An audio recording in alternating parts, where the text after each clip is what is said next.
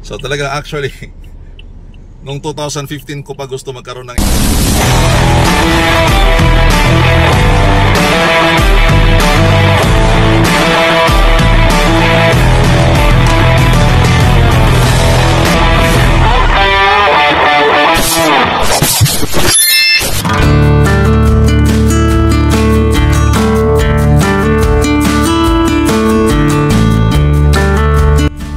katoto. Napakainit ngayon dito sa Rosario. Ang temperatura na mayroon dito ngayon is around 34 degrees Celsius. Mainit, malinsangan. At sa araw na ito, meron lang akong pupuntahan dahil isa ito sa mga gusto kong meron sa bahay. Meron akong fish pan sa bahay. At isa sa gusto ko rin na meron ako sa bahay is magkaroon ako ng mga ibon sa bahay. You know, mahilig po ako sa ganitong mga alaga kasi nga after work I consider it as my stress reliever or para bang pamparelax.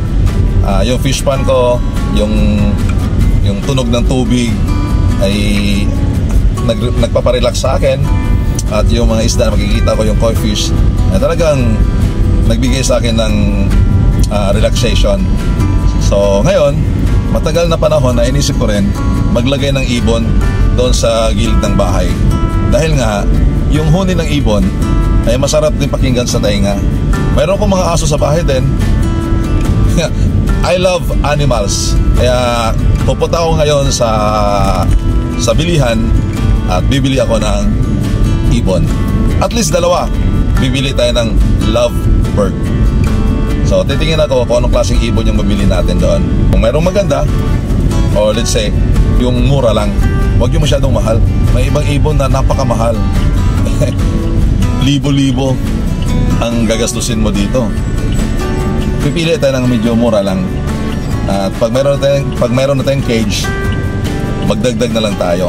Manghuli din sa paligid, ilagay natin sa loob. Okay? So let's go!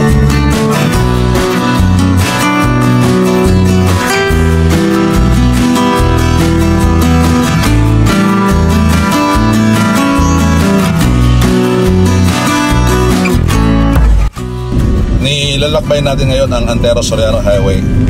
Now, commonly before, kapag ganito mga panahon, Holy Week, walang masyadong sasakyan, maluwag ang daan. Pero ngayon, ang daming bumabiyahe. Parang normal na araw lang. So that's life all about. Talagang mayroong mababago talaga, mayroong mga pagbabago na makita mo sa environment. Let's enjoy the day. You know, as we spent this Holy Week, as we spent our time during this Holy Week, huwag natin kalimutan ano ba talaga ang dahilan kung bakit merong Holy Thursday, merong Holy Friday. Bakit ba mahalaga ito sa buhay natin? Now, this is the most, for me, this is the most important event na dapat nating alalahanin. Yeah, we celebrate Christmas, but you know, Christmas will not be complete without the death, the burial, and the resurrection of Christ. In fact, that's the meaning of the gospel. The death, the burial, and the resurrection of Christ. Because without His death and without His resurrection, then our faith would be meaningless. Kung ang Panginoong Diyos ay nabuhay, isinilang sa sabsaban, and then namatay lang, at hindi nabuhay na maguli, ay walang kwenta ang ating pananampalataya. You know, the completeness of Christmas is Christ's resurrection. Nung nabuhay ang Panginoong Diyos, doon po ang kabuuan ng Kapaskuhan. Kaya may tinatawag na Pasko na pagkabuhay. Now, tandaan natin mga katoto, ang buhay natin ay saglit lang sa mundong ito. Kahit man mag-edad ka ng 100 years, talagang matatapos din ang buhay. What is most important to think is about eternal life. And you know, the death of Jesus Christ brings eternal life. The real purpose why Jesus Christ died on the cross is for us to have eternal life. Because ayaw niya na isa man sa atin ang mapahamak doon sa impyerno. You know, hell is eternal punishment. But Jesus Christ prepared a place for us, and that was called heaven, and that place is what we call eternal life. Kaya sa pagdiriwang ng Semana Santa, hindi lang natin isipin na ito ay bakasyon, hindi lang natin isipin na ito ay free time natin para gumala, para mag-swimming, para mag-rides, to do everything that we may enjoy, but we have to think of what's the purpose of Christ's crucifixion and His resurrection. Traffic dito dahil nga mayroong ongoing construction. Mayroong ginawa ditong skyway. Pag natapos ito, ay nako, napakalaking luwag, napakalaking oras ang mababawas natin kapag papunta natin ng Laguna. So, yan po yung construction meron dito. Yan. Makikita natin yung mga pedestal. At meron na rin mga beams na nailagay.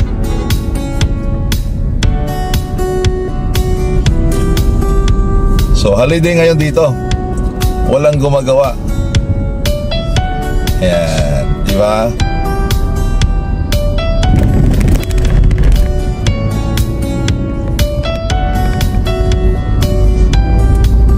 So once na matapos lahat ng mga pedestal na yan, ipapatong na lang dyan yung mga girders o yung mga beams. Yan, di ba?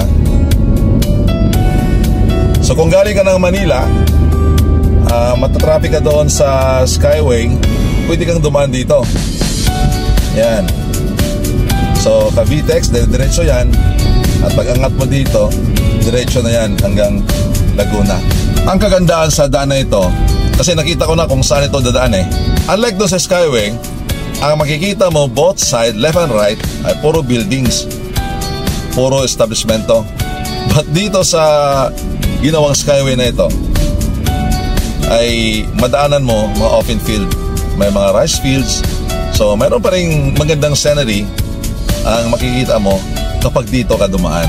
So I'm looking forward na pag natapos ito, really, isa ako sa susubok na dumaan dito. Kahit man gaano yan kamahal, kahit man libo ang abutin ng toll gate na ito, but I'm excited na matapos ito para masubukan at ma-enjoy natin ang fast travel from Cavite up to Laguna. Oh, sarado. Sarado. Hanap din ng iba. Right mga katoto, i-try natin dito. Meron ditong nagtitinda eh. Ito, tingin tayo kung may mabili tayo. Oh, sige. Yan na lang. Alin po? Yung green? Yung dalawang green. Yung dalawang green daw. So wala tayong makuha ngayon dito. Oo, kaso lang, meron silang contact na pwede makuha. So, hintayin natin. At kukuha na rin tayo nitong cage na ito.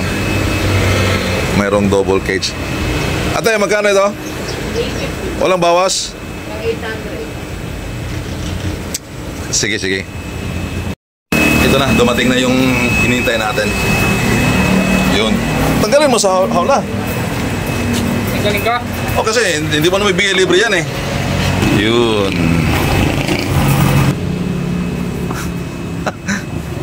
Eh, baka pakalipad na. Oh.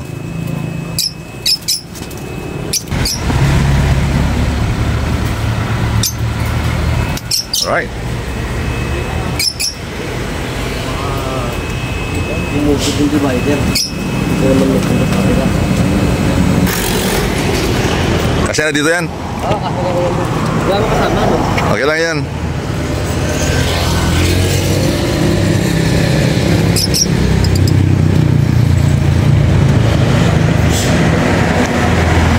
Thank you. Right. Let's go. Nakuha na natin. So talaga actually, nung 2015 ko pa gusto magkaroon ng ibon sa bahay. Right after na tayo yung bahay, right after kaming tumira sa bahay, gusto ko na talaga magkaroon ng ibon. Kasi mahilig ako dito eh. Nung bata pa ako, ay mahilig ako mag-alaga ng ganito mga hayop. So ngayon sa araw na ito, isa sa gusto kong gawin sa buhay ay mag-alaga ng ibon. So andito na, kasama na natin. Yan, nasa likod ng kotse. Alright, let's go. set up na natin sa bahay. Bumili na rin ako ng pwede siyang magpugad if in case na mangitlog. Doon siya sa loob ng bus na yun, pwede mangitlog. Excited ako na alagaan itong 2 ibon na ito. Hindi ko naman ito gawing as business. Gagawin ko lang ito as hobby at pampatanggal ng stress. Right after work, uupo lang ako doon sa gilid ng bahay at once na madinig ko ang mga huni nito, napakasarap. Para na rin ako nasa gubat. You know, let's enjoy life. Gawin mo lang kung ano yung mga bagay na dapat mong gawin. Gawin mo lang sa buhay mo kung ano yung gusto mong gawin. Yung bagay na kung saan doon ka mag-i-enjoy. Tandaan natin mga katoto, you know, life is too short. That's why you need to enjoy life. Cherish every moment. You have to cherish every opportunity or every chances that you could have sa buhay mo. Na sa ganon, hindi ka maghinayang o let's say, sasabihin mo bandang dulo, sana noon pa. That's the importance of having a positive mindset in life. Kahit man maraming problema, maraming pagsubok, that's part of life. But what is most important, you must have a positive mindset.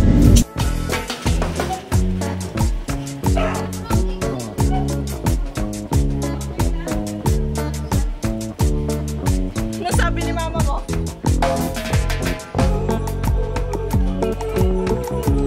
Ano yan?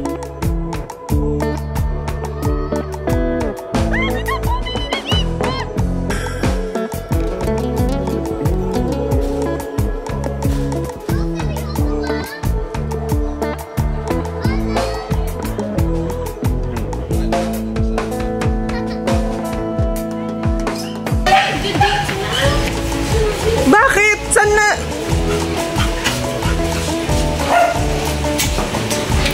Right, so ito na. Sa tagal ng panahon, gusto ko mag-aroon. Lagyan natin ito. Mayroong isda. May ibon.